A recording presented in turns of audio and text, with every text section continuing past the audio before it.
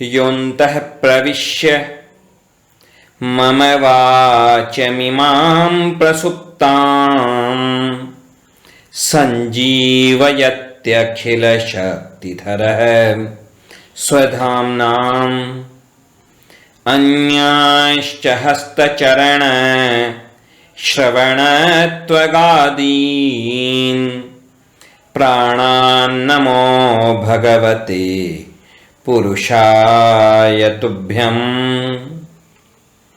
श्रीवीरराघवदयार्द्रकृपावतारम् श्रीजानकीश पदपद्मपरागभृङ्गम् श्रीश्रीधरार्य चरणाम्बुजलग्नमौलिम् श्रीदेशिकार्य घनश्यामगुरुं नमामः। श्री वेदांत देशिक स्वामी जी महाराज ने शिष्य के लक्षण का चिंतन करते हुए अनिवार्य लक्षण कहा त्यक्त मान है कि जो बिल्कुल सम्मान की कामना से ऊपर उठ जाए, जो अपने अहंकार का पूरी तरह त्याग कर दे, वही सच्चा शिष्य बनने योग्य है। वास्तव में यह जो अहंकार है, यह सबसे बड़ी समस्या है। क्या है अहंकार? अग्नि पुराण में कहा गया कि दूसरों को नीचा और अपने को ऊंचा मानने की भावना जो है, वही है अहंकार। गर्वः परेष्वज्ञान मात्मन्युत्कर्ष भावना। संसार में क्या स्थिति होती है कि लोग अपने आप को सबसे विशेष मानते हैं और दूसरों को साधारण मानते हैं, कि मैं विशेष और दूसरे साधारण। अब विडंबना क्या है? कभी धन संपत्ति के द्वारा, कभी पद और प्रतिष्ठा के द्वारा, इन सब चीजों को इकट्ठा करके, इन सब के द्वारा लोग अपने आप को दूसरों से बड़ा जताना चाहते हैं, बड़ा दिखाना चाहते हैं। अब जो भी लोग इस अंधी दौड़ में पड़े हैं, वे सच्चे शिष्य नहीं बन सकते, वे सच्चे भक्त नहीं बन सकते। वे इस भवसागर में ही उलझे रहेंगे, वे इस भवसागर से पार नहीं हो सकते। आजकल का समय टेक्नोलॉजी का समय है, लेकिन लोग इसका भी दुरुपयोग ज्यादा करते हैं, सदुपयोग कम करते हैं।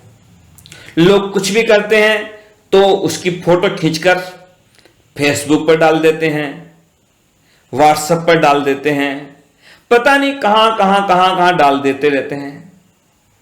कभी खुद के भोजन करने की सेल्फी डाल देते हैं, कभी खुद के घूमने फिरने की, वॉकिंग करने की सेल्फी डाल देते हैं, कभी खुद की पिकनिक की सेल्फी डाल देते हैं, कभी खुद के बंगले की सेल्फी डाल देते हैं, कभी खुद की महंगी गाड़ी की सेल्फी डाल देते हैं। और तो और धर्म का क्षेत्र भी इन लोगों से बचा नहीं।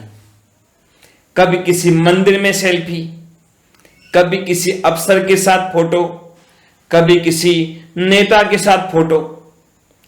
इन सब चीजों के द्वारा लोग अपने आप को सुपर दिखाना चाहते हैं, सबसे ऊपर दिखाना चाहते हैं। पर है यह भी एक तरह का बचपना। जैसे बच्चे चाहते हैं कि लोग उनकी तरफ ध्यान देवें, लोग उनको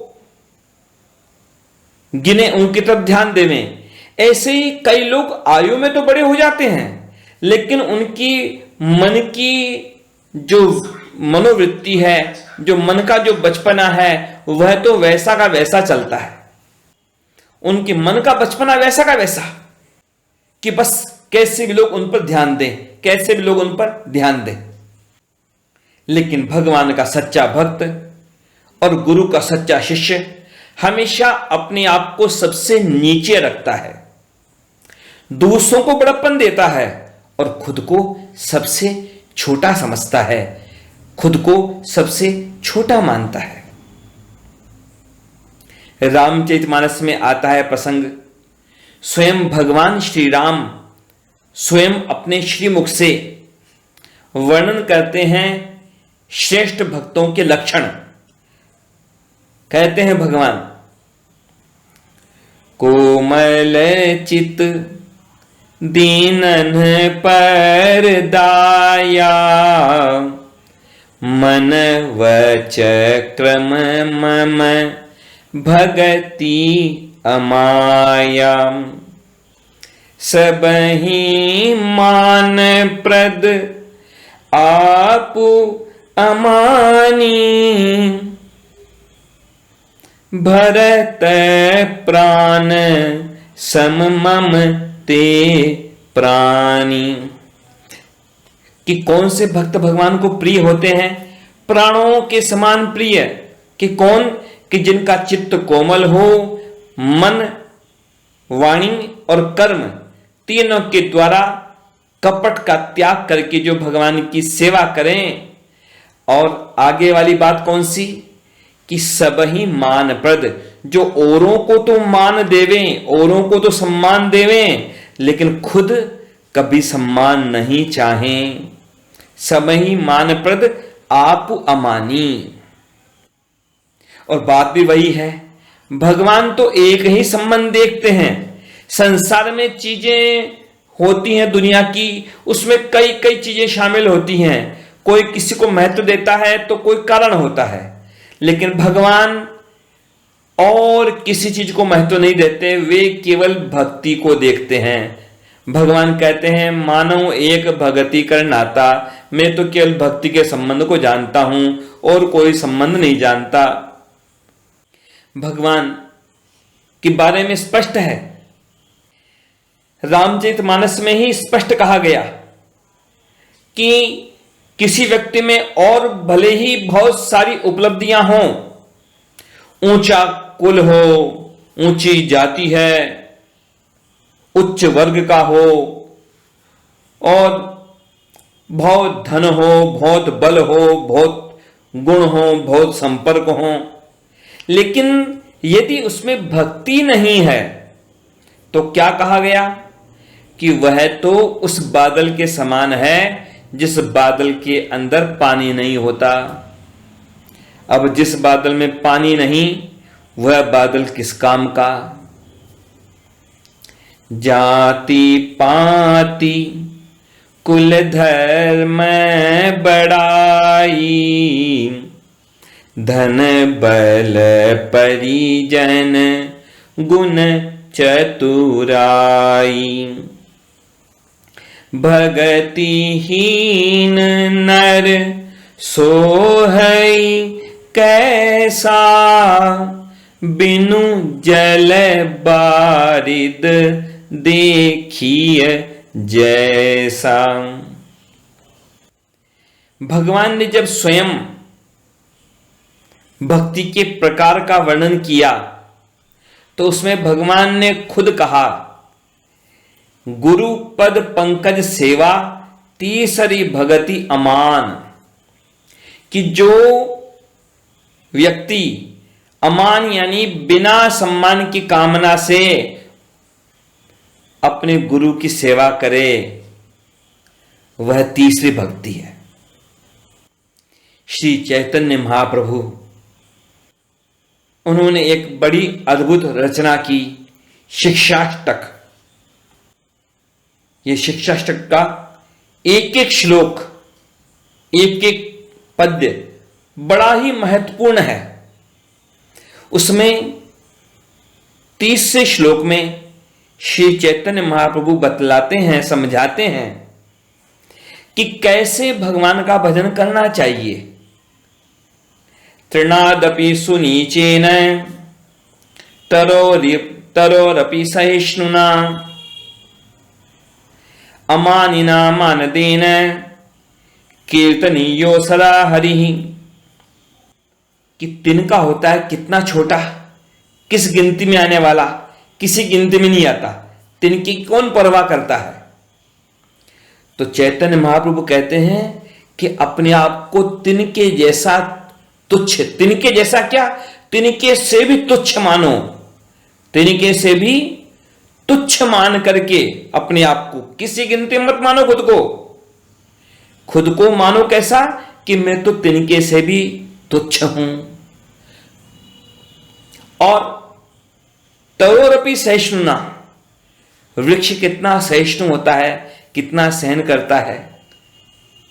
चाहे जब आए कोई पत्ते तोड़ के ले जाए, चाहे जब आए टहनी काट के ले जाए, पर वृक्ष तो देता ही देता है, सहन करता है।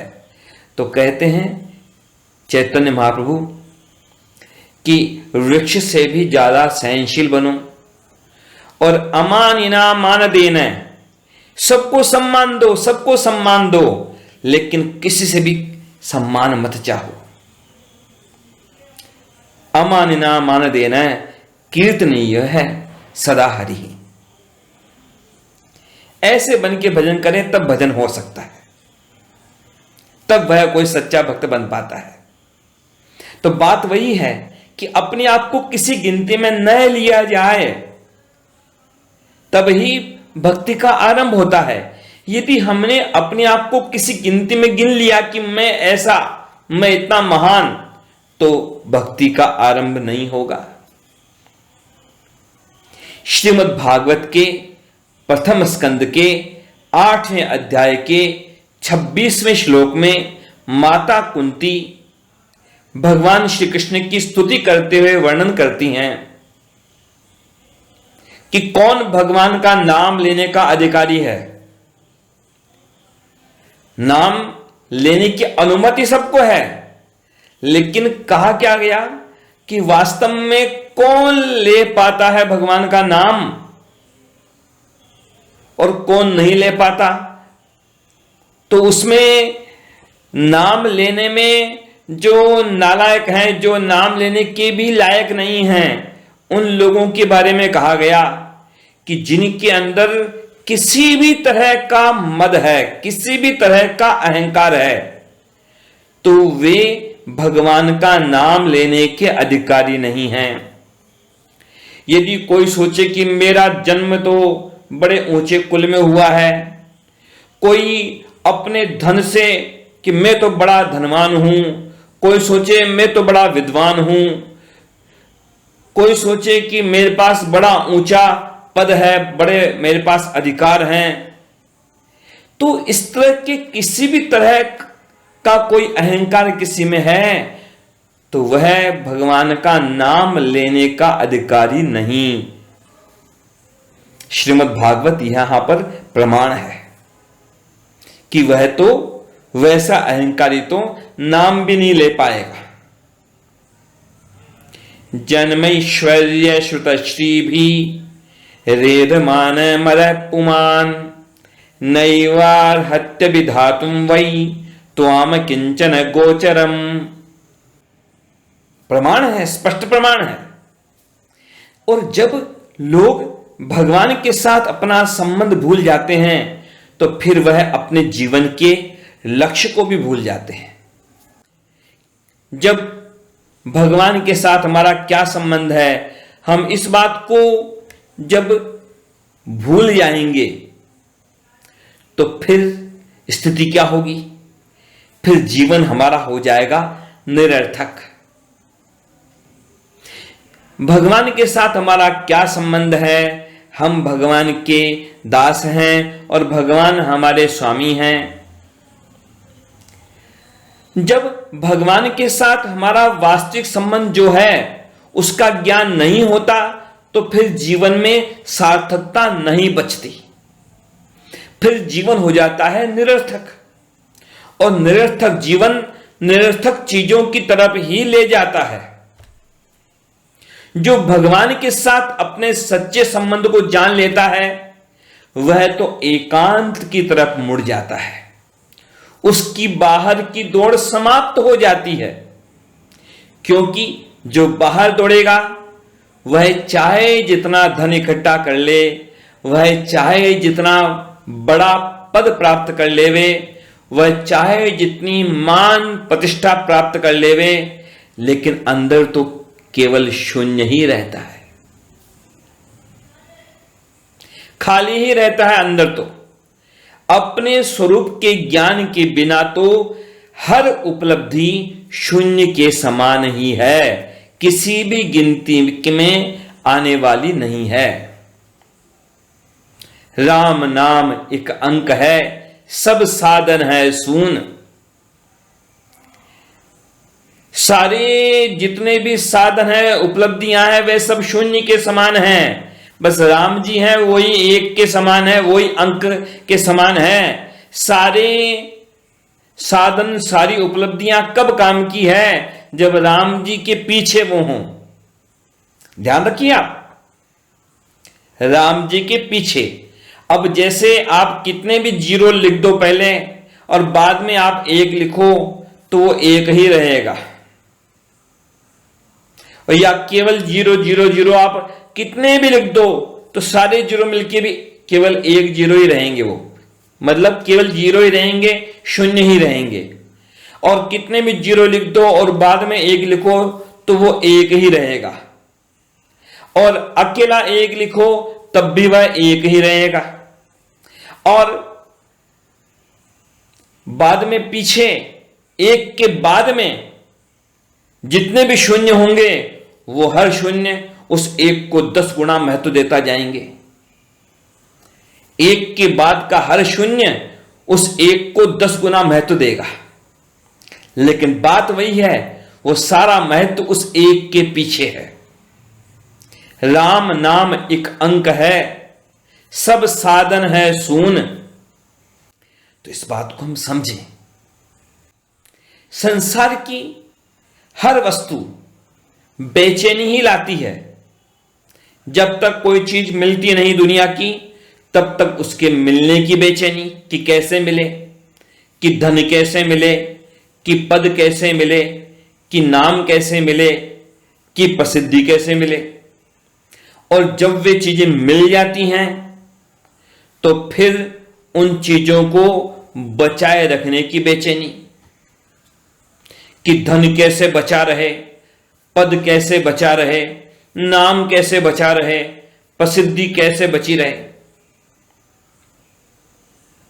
जब अपने सच्चे स्वरूप का ज्ञान हो जाता है और भगवान के साथ अपने सच्चे संबंध का ज्ञान हो जाता है, तो सारी बेचैनी मिट जाती है और सारा प्रदर्शन भी मिट जाता है। प्रदर्शन है यानी अंदर से खाली है। मारवाड़ी में कहावत भी है, थोथो चनो बाजे घणो। जो चना थोथा हो जाता है, अंदर से खाली हो जाता है किसी कीड़े के लगने से, वो बचता है। बाकी जो ढंग से चना वह नहीं बचता, आवाज नहीं करता। नाम के लिए दुनिया में लोग क्या क्या करते हैं, बड़े विचित्र विचित्र काम। ऐसे ऐसे लोगों को देखा है हमारे राम ने कि जो लोग हमेशा एक कैमरा अपने जेब में लेके चलते हैं। पुरानी बात बता रहा हूं थोड़ी। अब कई सालों से तो मोबाइल के अंदर ही कैमरे हो गए, लेकिन जब मोबाइल में कैमरे नहीं आए थे या मोबाइल में अच्छे कैमरे नहीं आए थे, तब की बात बता रहा हूं। ऐसे लोगों को देखा है जो हमेशा अपनी जेब में कैमरा लेके चलते कि भाई जहां जाए किसी के साथ तो तत्काल खुद की जेब से कैमरा निकाल के दूसरे को पकड़ा देते हैं कि लो इसके साथ मेरी फोटो खींच लो। ऐसे लोग हमेशा खुद की फोटो खिंचवाने का शौक, इसके साथ उसके साथ, इस नेता के साथ उस अफसर के साथ।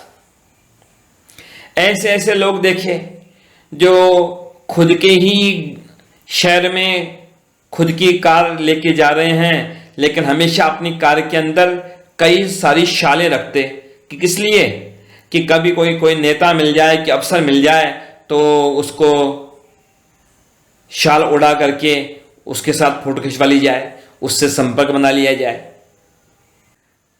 एक बार तो ऐसा हुआ हमारे राम के साथ ही, डीडवाना की बात थी, ब्रह्मोत्सव था भगवान का, और भगवान के साथ भगवान की सवारी में पहुंचा था बांगड़ परिवार के श्री कृष्ण भवन में। वहीं पर कोई श्रीमान आए। अब श्रीमान ने आकर के मेरे राम को कुछ किताबें पकड़ाई हाथ में।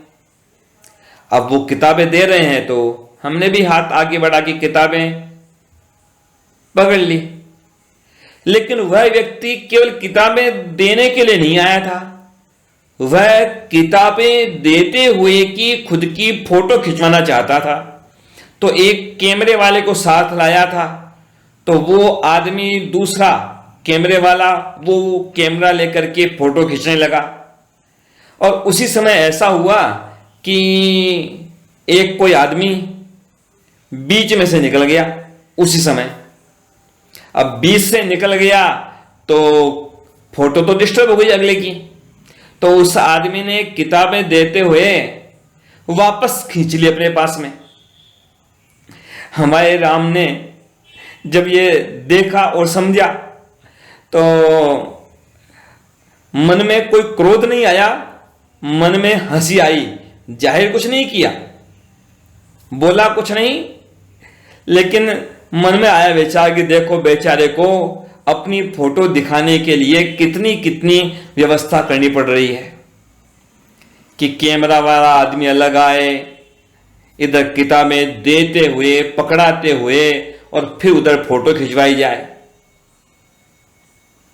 क्या क्या स्थितियां होती हैं, इस बारे में हम जो आदर्श लोग हैं उनको हम समझें। आदर्श के बिना बात नहीं होती।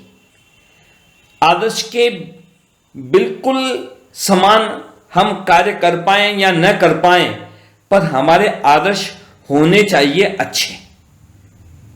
इस बारे में कहूं तो हमारे राम के लिए आदर्श हैं स्वामी राम सुखदास जी महाराज जैसे संत। कभी फोटो नहीं खिंचवाते थे अपनी, और तो और कोई उन्हें प्रणाम करता तो प्रणाम करने के लिए मना करते। सन 2001 जनवरी की बात होगी, तो हमारे राम उस समय नागपुर में थे और उनका वहां पर एक सत्संग था। तो वहां जाकर के सत्संग में सम्मिलित हुआ और बाद में निवेदन किया मंदिर के लिए। तो फिर उनको मंदिर लेकर के आया, दर्शन किया उन्होंने मंदिर, लेकिन माला नहीं, शाल नहीं, फोटो नहीं। और यह केवल एक समय की बात नहीं, हमेशा का उनका ऐसा व्यवहार। वृंदावन में अध्ययन करते समय कई बार उनके इस व्यवहार का अनुभव किया। उन्होंने तो जो एक छोटी सी पुस्तक लिखी, एक संत की वसीयत, सबको पढ़नी चाहिए कि कैसा होना चाहिए कि संत को और कैसा आदर्श होना चाहिए किसी को। उन्होंने अपने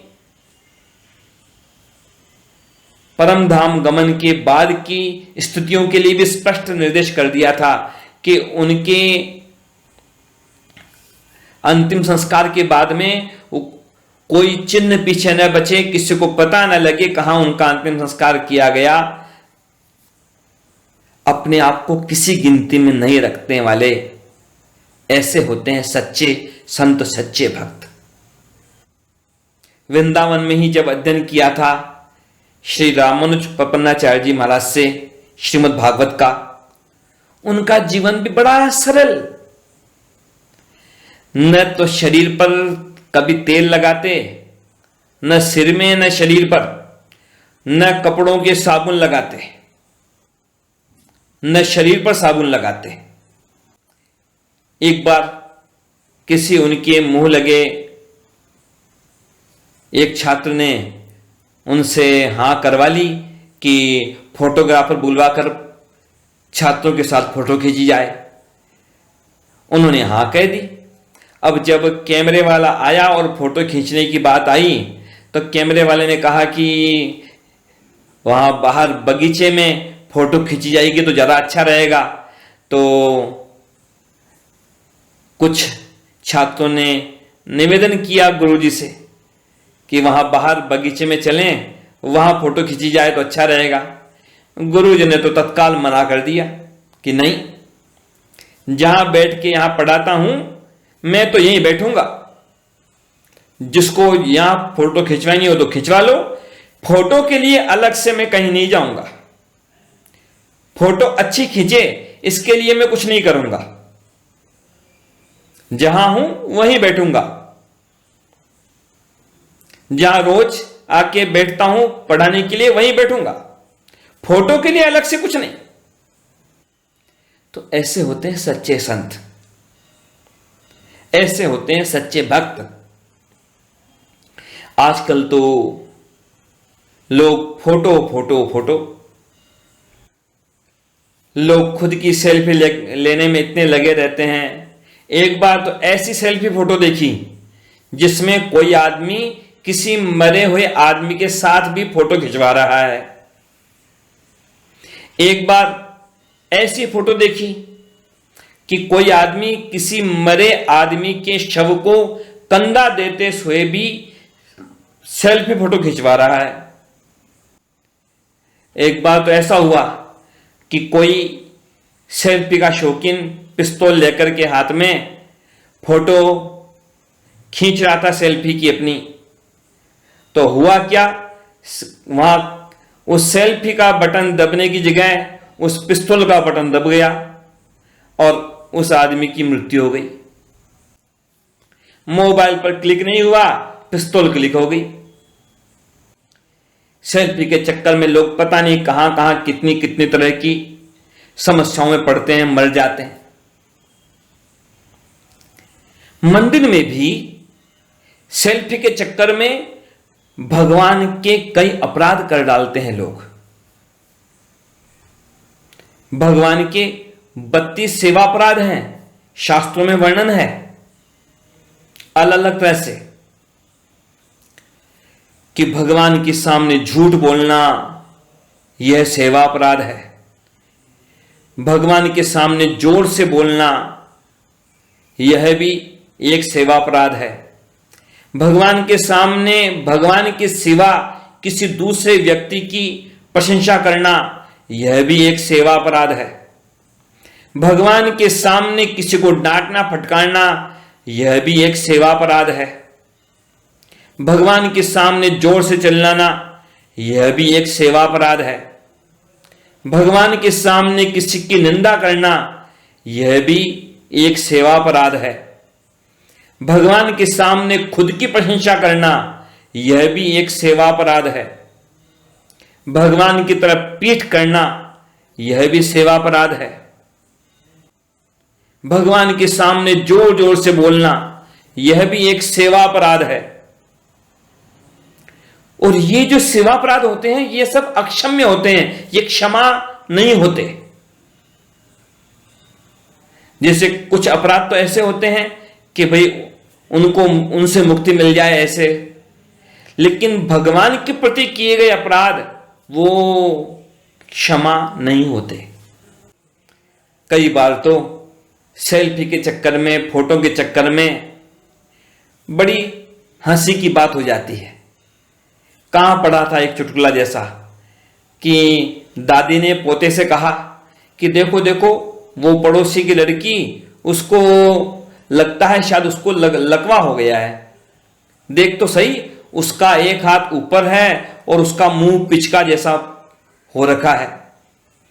पोते ने कहा कुछ नहीं दादी, उसको कोई लकवा नहीं हुआ, वह तो केवल सेल्फी की फोटो ले रही है। ऐसा हुआ कि कोई लड़का रेलवे स्टेशन पहुंचा और पूछताछ पर जाकर पूछने लगा कि लोकल ट्रेन कब आएगी, कि 9 बजे। और मालगाड़ी कब आएगी कि 12 बजे। पूछताछ वाले ने उससे पूछ लिया कि भाई तुम्हें कहां जाना है। लड़के ने कहा कुछ नहीं, बस जरा पटरी के पास जाके सेल्फी खींचनी है, बस सेल्फी, जाना कहीं नहीं है, सेल्फी खींचनी है। कई बार तो लोग ऐसे ऐसे विचित्र विश्व रिकॉर्ड बना देते हैं, Guinness book of world record में अपना नाम डालने के लिए ऐसे ऐसे विचित्र काम करते हैं कि सोच करके भी आश्चर्य होगा। किसी ने अपने नाखून लंबे किए तो कितने लंबे किए, 20 फीट से भी ज्यादा लंबे नाखून कर लिए। सारे नाखूनों की लंबाई 20 फीट से भी ज्यादा कुल मिलाकर के।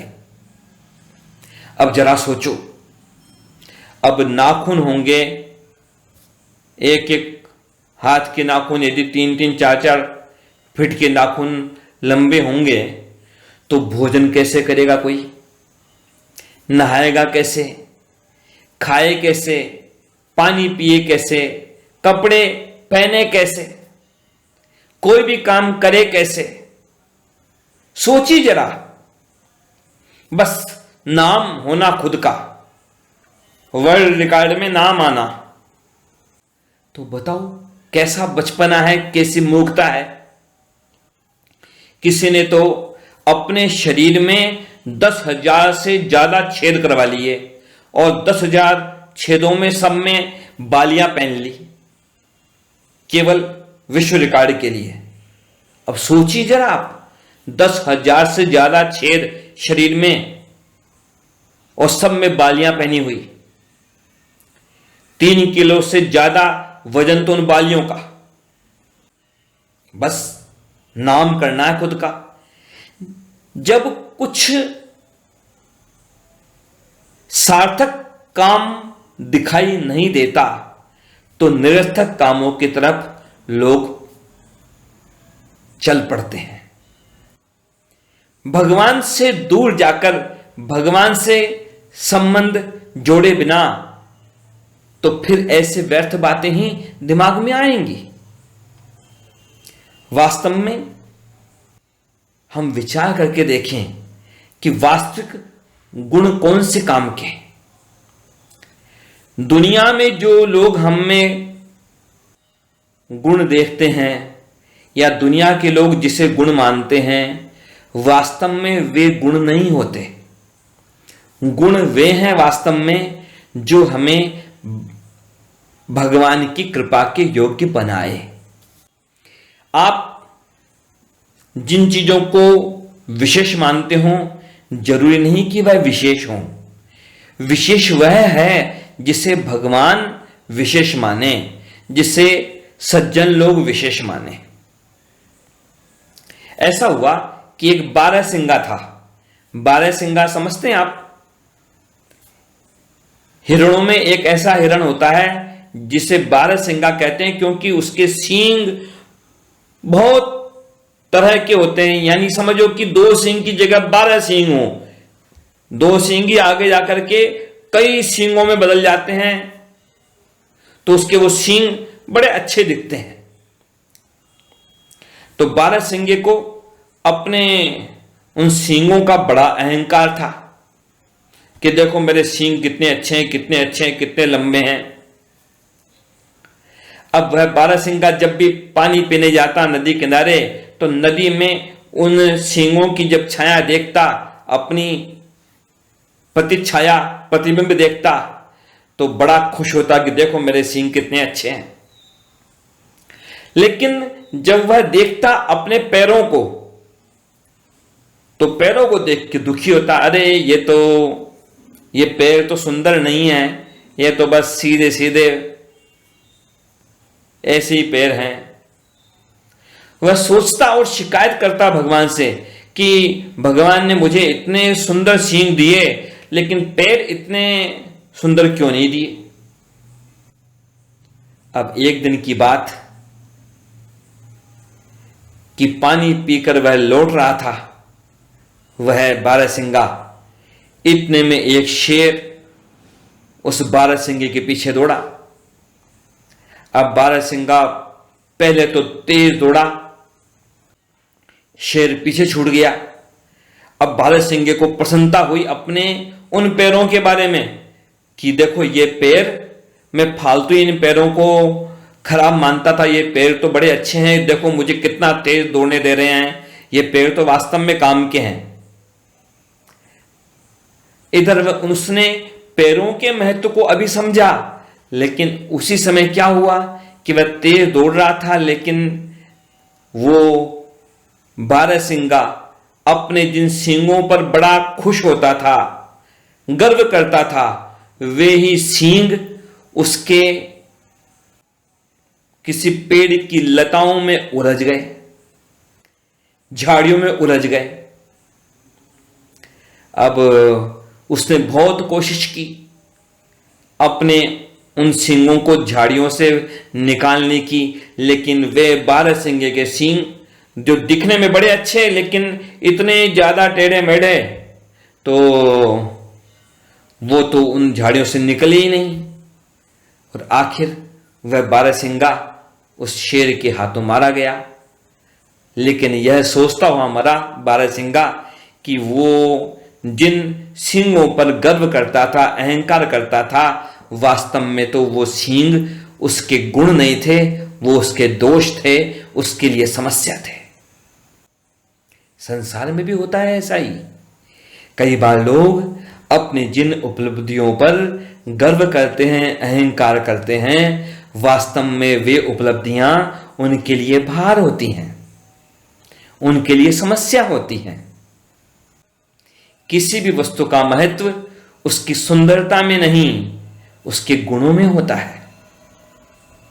बहुत धन संपत्ति होगी किसी के पास, बहुत सुंदरता होगी किसी के पास, बहुत बुद्धिमान होगा कोई, बहुत बलवान होगा कोई, बहुत धनवान होगा कोई, बहुत चतुर होगा कोई, लेकिन बात ऐसी है, इन चीजों में से कोई भी चीज ऐसी नहीं है जिनसे भगवान प्रसन्न होते हों। भगवान प्रसन्न होते हैं कब? जब हमारा जीवन सरल हो, जब हमारा जीवन अभिमान शून्य हो। निर्मल मन जन सो मोहि भावा, मोहि कपड़ छल छिद्र न भावा, निर्मल जन सन सो मोहि पावा। अभिमान शून्य बने। वृंदावन के एक प्रसिद्ध संत कवि हुए बिंदु जी गोस्वामी, तो उन्होंने एक भजन लिखा था, कई भजन लिखे, उनमें से एक भजन में उन्होंने बड़ा सुंदर भाव व्यक्त किया कि भगवान, न तो मेरे पास कोई रूप है, रूप मतलब इन चीजों को हम आध्यात्मिकता की दृष्टि से देखें कि जब तक स्वरूप का ज्ञान नहीं होगा तब तक बाकी रूप किस काम का। उन्होंने कहा कि न तो मुझ में कोई रंग है, रंग कौन सा, कोई गोरा काले की बात नहीं है, भगवान की भक्ति का रंग। उन्होंने चिंतन किया भजन में कि मुझ में कोई गुण नहीं है, इसलिए सोचता हूं भगवान कि भगवान मैं कैसे आपकी शरण में पहुंचूंगा, आप मुझे अपनी शरण में कैसे स्वीकार करेंगे। मैं तो बारंबार इसी बात का चिंतन करता हूं, जो आपको प्रिय है भगवान, जो गुण आपको प्रिय हैं वे गुण भगवान मुझ में शायद ही हों, और जो दोष आपको प्रिय नहीं हैं वो दोष पता नहीं मुझ में कितने भरे हों। तो भगवान क्या करूं कि मैं आपकी शरण में आ सकूं, यही चिंतन करता हूं। इस भजन का चिंतन करते हुए विराम करते हैं और भगवान से यही प्रार्थना है कि हम सब सदैव उन उपलब्धियों को प्राप्त करने का प्रयास करें जो उपलब्धियां हमें भगवान की कृपा दृष्टि का पात्र बनाए, और हम हमेशा अहंकार शून्य रहें, भगवान के श्री चरणों में यही प्रार्थना है। जय श्रीमन नारायण। न तो रूप है न तो रंग है, न गुणों की कोई खान हो, फिर शाम कैसे शरण में ले, फिर शाम कैसे शरण में ले। न तो रूप है न तो रंग है, न तो रूप है न तो रंग है, न गुणों की कोई खान हो, फिर शाम कैसे शरण मिले। इसी सोच में मेरे प्राण हैं, फिर शाम कैसे शरण मिले।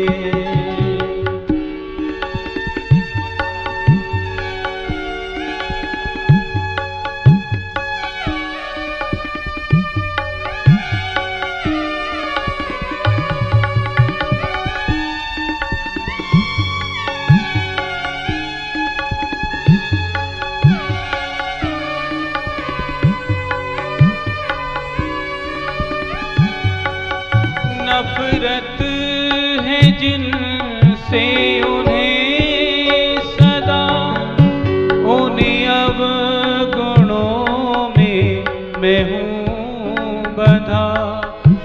नफरत है जिनसे उन्हें सदा, उन्हें अब गुणों में मैं हूँ बंधा। उन्हीं अब गुणों में मैं हूँ बंधा। कली को टेलता है कपट भी है, कली को टेलता है कपट भी है, हठ भी है और अभिमान भी, फिर शाम कैसे शरण मिले।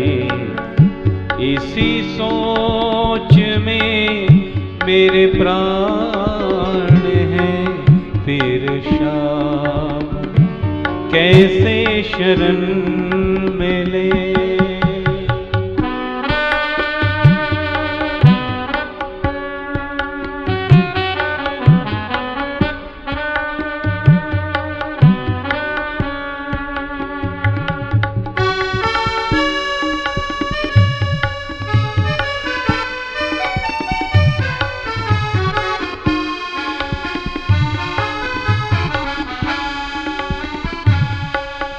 मन क्रम वचन से विचार से लगी लो है इस संसार से।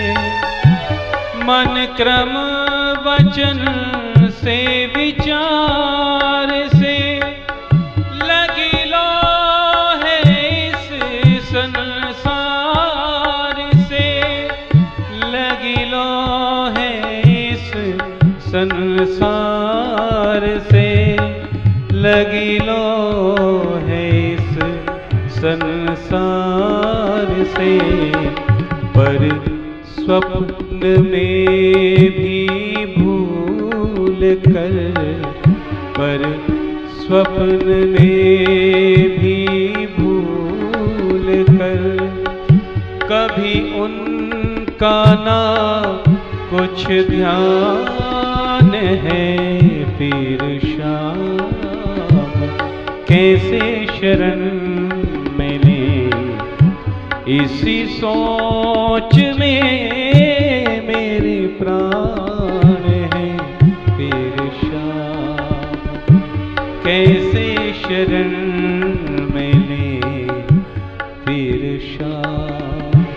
कैसे शरण मिले फिर शाम, कैसे शरण